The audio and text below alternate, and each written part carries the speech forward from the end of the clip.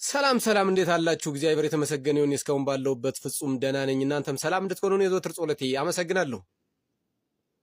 ዛሬ ቀን 20/10ኛው ወር 2018 ዓመተ ምህረት ነው። የቪዲዮ የደረሳችሁ በሙሉ ሼር፣ ፖስት፣ ላይክ በማድረግ ተባበሩኝ፣ ፎሎ አድርጉት። በተለይ ለዚህ ልጅ እንዲደርስለት እጅግ በጣም ትብብር እንድታደርጉልኝ እፈልጋለሁኝ። ከዛ ውጪ አንደኛው ልጅ የመከርከው ልጅ እጅግ በጣም አክብር ያለው እግዚአብሔር ያክብርህ። በመሰረቱ አንታውን ይቅርታ የጠየቅከው ልጅ የምትናገረው ትክክል አይደለም። ፋኖ እንዴት አማራ ጀግና ነው ብለህ ትላለህ?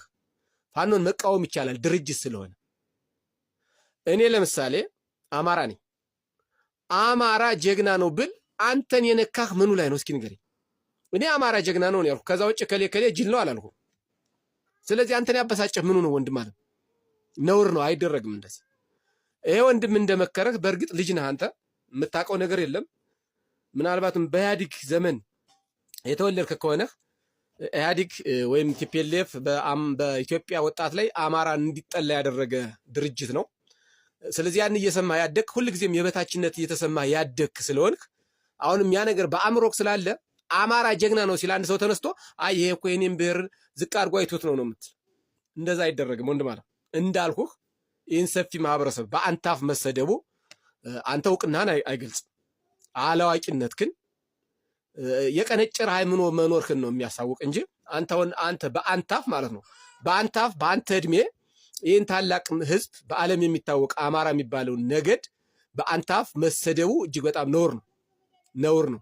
በአንተ ቤት ማዋቅ ነው። ከዛ ውጭ ደግሞ አማራን ሰድበህ ኦሮሞን ከፍ አረከው ነው በአንተ አስተሳሰብ ማለት ነው። አይደለም። ማንም ማህበረሰብ የራሱን ብሔር እንደሚያነክሰው ሁሉ ሌሎችን ብሔርም ማንከስ ግዴታው ለመኖር ሲባል ማለት ነው። በእግዚአብሔርም በኩል ሰው በአንድ እኩል ነው የሚታየው። አንዱን መውረድ አንዱን ከፍ ማድረግ አይቻልም። በመሰረቱ ስለ ፋኖ ዓላማ ልነግርህ ፈለግኩኝ። ፋኖ ኦሮሞን ትጠላለህ? በታምር እንደዛ አይነት ፋኖ ትግል የለው። ፋኖ የማንንም ማህበረሰብ፣ የማንንም ብሔር፣ የማንንም ሃይማኖት፣ የማንንም አስተዳደግ፣ የማንንም ኑሮ በጠላትነት ፈርጆ የመጣ ታጋይ አይደለም። እንደዛ ከሆነማ አንታገልም። እርግጠኛውን የምነግርህ የኦሮሞ ህዝብ ለእኛ ጠላታችን አይደለም፣ ወንድማችን አጋራችን ነው። በደንብ ማወቅ አለብን። ኦሮሞ እኮ ቲፒኤልኤፍ ሲጨፈጭፈው የኦሮሞም ደም የኔም ደሜ ነው ብሎ ሰልፍ ባንዲራ ይዞ የወጣ የአማራ ወጣት ነው። በደንብ ማወቅ ያለብህ። አታውቅም ያልኩህ በዚህ ልክ ነው። እና አንተ አማራን በማንቋሸሽ፣ አማራን በመሳደብ፣ አማራን በማውረድ ለአንተ ክብር መስሎ ከታየህ እጅግ በጣም ነውር ነው ወንድም አለ። ይቅርብ እንደዚህ አይነት ነገር። እንዳልኩ ድርጅቶችን መቃወም ይቻላል። እኔ ከብልጽግና ጋር ነው ጠቢ። ፋኖ ጠቦ ከብልጽግና ጋር ነው። የብልጽግናን ደጋፊና ብልጽግናን ይጣላል ፋኖ።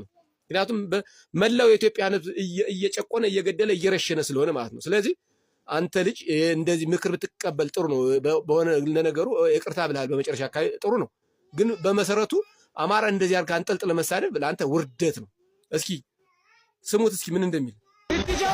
ፋኖ አቦን ኦሮሞ አይመችማ፣ ኦሮሞ ላንተ አይመችማ፣ ለኔ ይመቻል። አማራ ነው ጀግና ትላለህ እንዴ? ሂድና ይዛውራ አማራ ጀግና ነው ምናምን ብለህ ስለኔ ታዲያ ምን አገባ? እኔን ሰግሬ ለምን ታወራለህ? ሂድና አንተን የሚከተለው ሰዎቹን አስከትል እንጂ እኔን ማስከተል አልችልም። እኔ በራሴ ህግ የምኖር ሰው ነኝ። ከፋኖ ስንት ብር ጉቦ በልተህ ነው እንዲህ አማራ የምደግፈው? ስማኝ ወንድሜ፣ እኔ ለአንተ መናገር የፈለግኩት ትልቅ ነገር አለ። አንተ ገና ልጅ ነህ፣ ወጣት ነህ፣ ብዙ መማር ያለብህ ነገር አለ ወንድሜ። ሰይጣን ጋነምን ውብ አድርጎ ሊያሳይ አይችልም። ወደ ጋነም የሚሄዱት ውብ መንገዶች ሊያሳይ። እንግዲህ ፋሚሊዎቼ ቪዲዮ ሁላችሁም እንዳያችሁት ነው። ሚኪ ወንድሜ በጣም አመሰግናለሁ። እና አሁን አንተ እዛ ውስጥ ያወራከው ብዙ ያው እንግዲህ ወንድም አለም አማራ ጀግና ነው ትላለህ ምናምን፣ ይሄ ራሱ እኮ ውርደት ነው። አማራ ጀግና ነው ትላለህ። ለምን ፋኖ ሆነህ አማራ ጀግና ነው ትላለህ? አማራ እኮ ጀግንነቱን አንተ አይደለም ዓለም የመሰከረለት ነው። በደንብ ማወቅ ያለብህ ነገር ማለት ነው። ነገር ግን ፋኖ አማራ ጀግና ነው ቢል ለአንተ ምንድነው እንቅፋት የሆነህ ንገረኝ እስኪ። ያንተን ብሔር እኮ አላንቋሸሽም። ለምሳሌ አንተ ተነስተህ አሁን ኦሮሚያ እንደዚህ ነው ምናምን ነው ትላለህ። ማን ተቃወመህ? እንደፈለክ መናገር ይችላል፣ የሌሎች ማህበረሰብ እስካልነካ ድረስ ማለት ነው። ስለዚህ አማራ ጀግና ነው አለ ፋኖ። ማንኛውም ሰው ቢሆን አማራ ጀግና ነው ቢል አንተን ያናደድህ ምኑ ላይ ነው? አንተ አሁን እንደዚህ ብስጭት ያልከው ምንድን ነው? ሂድ አንተ እዛ ተከተል፣ እኔ አንተን አልከተልም። ተከተለኝ እኮ አላለህም። ና በግድ ተከተለኝ አላለህም። እሱ በአእምሮ ያለውን አማራ ጀግና ነው አለ። ለምሳሌ ፋኖ ነኝ አማራ ጀግና ነው እላለሁ። አሁንም አማራ ጀግና ነው። እኔ ሳልሆን ታሪክ ማንበብ፣ መጽሐፍ ማንበብ፣ ታሪክ አዋቂዎችን መጠየቅ እጅግ ሌላው ቀርቶ እኮ ጋሽ ታዲዮስ ስንታንቱን የጻፉትን መጻፍና ያደረጉትን ቃለ መጠይቅ ማየት ማንበብ ይቻላል፣ መስማት ይቻላል። ስለዚህ አንተ ትናንትና ተወልደህ ስለ አማራ ጀግንነት ስለ አማራ ወንድነት አንተ አታውቅም፣ ስለማታውቅ ማለት ነው። ስለዚህ እውቅና የሚኖርህ መጽሐፍ ስታነብ ከታሪክ አዋቂዎች ጠይቀህ ስትረዳ ነው። ከዛ ውጭ ግን ፋኖ ነኝ አሁንም አማራ ጀግና ነው እውነታውን ስነግርህ አማራ በጣም ጀግና ህዝብ ቢኖር አማራ ነው። እሺ አሁን ምኑ ነው አንተን የጎዳህ ንገረኝ እስኪ። ያው ከዚህ ውጭ ደግሞ እከሌ ምንድን ነው ብትለኝ ደግሞ እነግርሃለሁ። ስለዚህ ስለ አንድ ብሔር የምናወራ ከሆነ ግን እከሌ ጀግና ነው እከሌ እንደዚህ ነው ማለት እችላለሁ። ምን አንተን ምን እንቅፋት ሆነህ ለአንተ? ስለዚህ ወንድም አለም እንዳልኩ ፋኖን መቃወም ይቻላል፣ ግን ትልቁን ማህበረሰብ አማራን መሳደብ ነውር ነው፣ ያስከፋል። እኔ በአንተ ልክ ብናገር ማለት ነው ብዙ ነገር እናገራለሁ። እኔ እንዳንተ ባለጌ ስላልሆንኩ ነው። አዎ እኔ እናንተ በግል እንሰዳደባለን። እኔ በግል ድርጅቶችን እንሳደባለሁ፣ የመንግስት ባለስልጣናትን እንሳደባለሁ፣ ግለሰቦችን እንሳደባለሁ። ማህበረሰብን ግን አንድን ህዝብ ግን አልሳደብም። እኔ ማንነኝና ነው አንድን ህዝብ አውጥቼ የምሳደብ? ከዛ ውጭ ፋኖ ኦሮሞን አይጠላም። እርግጠኛ ሆኜ 100% እንደምነግርህ ከሆነ ማለት ነው።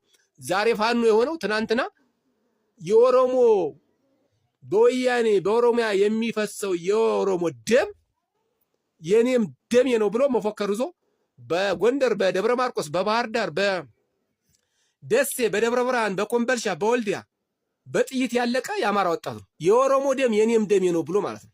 ከዚህ በላይ ፍቅር የለም። ያ ትናንትና እንዲያ ብሎ ሲፈክር የነበረው ነው ዛሬ ፋኖ ይሆነ።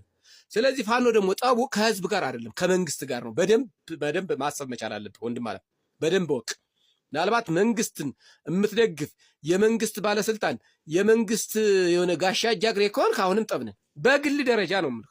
በግል ደረጃ ህዝብን የኔን ህዝብም የኔ የተወለድኩበት ማህበረሰብም አንተ የተወለድክበትን ማህበረሰብን እዚህ ጋር አይመለከተውም። በግል እኔ እናንተ ልንሰዳደብ እንችላለን።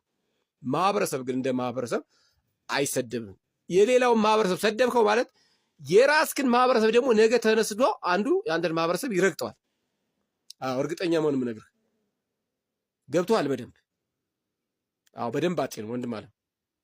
በእርግጥ ልጁ መክሯል፣ ህፃና አንተ ብሏል። ያን የመከረ ልጅ እጅግ በጣም አደንቀዋለሁኝ። እኔ አማራን ስላመሰገነልኝ ሳይሆን ጉርለትክን ስለነገረህ ነው። ጉርለትክን ስለነገረህ በጣም ተመችቶኛል ልጁ። አንተ ግን ማለት ነው ብዙ ቪዲዮዎችን አያለሁ፣ ሮጠህ የአማራን ትሳደባለህ ብዙ ቀን ማለት ነው። ስለዚህ ነውር ነው። ፋኖን የምጠላ ከሆነ ደግሞ ና ታጥቀህ ተዋጋ። ልክ እንደ ሌሎች እንደምትላቸው በቃ የፋኖ ዓላማ ትክክል አይደለም ብለህ የምታስብ ከሆነ ናና ታጥቀህ አማራ ምድር ላይ ፋኖ ምን እንደሆነ ታየዋለህ ያኔ እንጂ እዛ ወዲያ ሆነ መሳደቡ ትርጉም የለውም።